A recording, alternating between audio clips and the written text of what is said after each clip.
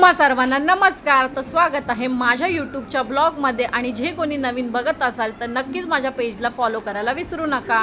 तर दिवाळीचा फराळाला लेट झाला होता, त्याच्यापाठी कारण होतं म्हणून तर मी आज चिवडा बनवायला घेतलेला। तसं की मी बघायला गेला तर खोबरा वगैरे सगळी तयारी ऑलमोस्ट करून ठेवली होती।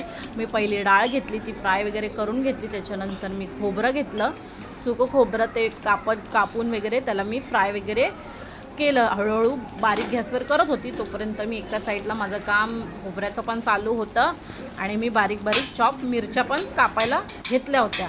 तर मला बघू शकता एवढा घाम आला होता आणि मी दुपारच्या टायमात बनवत होती। तर ही माझी मेहनत आहे। तर ज्यांना कोणाला चिवडा खायचं असेल तर नक्कीच या आमच्या घरी आणि कमेंट करून सांगा। तर त्यानंतर मी शेंगदाणे वगैरे भाजून घेतले। शेंगदाणे जे आपले रेग्युलर असतात ते मी तेलात वगैरे टाकले आणि मस्तपैकी फ्राय करत होती। आणि मी बाजूला कढीपत्ता, राई, हिंग, हळद, मीठ जे काही लागतं मी हे दाखवलं नाही आहे व्हिडिओमध्ये। तर हे जे बाजूला मी तयारी माझी एका साईडला चालू होती, हे बघा मी दाखवलं, तरी पण मला शूट मी केलं कसं तरी, मला जेवढं जमतं तेवढं मी शूट करून मी तुम्हाला दाखवते। हे सगळं भाजलेलेची तयारी आणि एका साईडला हे पोहे ते मी वगैरे स्वच्छ वगैरे साफ वगैरे करून मी घेतले होते। त्याच्यानंतर मी तडक्याची तयारी केली। मी तेल तापलं होतं, त्याच तेलामध्ये मी पहिली राई टाकली, राई टाकल्यानंतर मी मिरची टाकली, चांगलं मी तडतडून दिलं त्याला।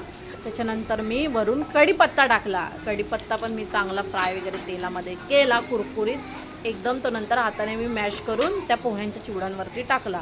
नंतर मी टाकली हळद, त्याच्यानंतर टाकलं थोडंसं हिंग आणि वरून मी टाकली थोडीशी साखर। तर कसा होता हा माझा मिनी ब्लॉग आणि नक्कीच माझ्या घरी चिवडा खायला या आणि तुम्हा सर्वांना दिवाळीच्या आणि लक्ष्मीपूजनच्या हार्दिक शुभेच्छा। हा माझा ब्लॉग कसा होता नक्कीच या कमेंटमध्ये सांगा आणि जे कोणी नवीन बघत असाल तर पेजला फॉलो करायला विसरू नका। तर भेटूया नेक्स्ट ब्लॉगमध्ये। श्री स्वामी समर्थ आणि तुम्हा सर्वांना happy Diwali. Bye, good night.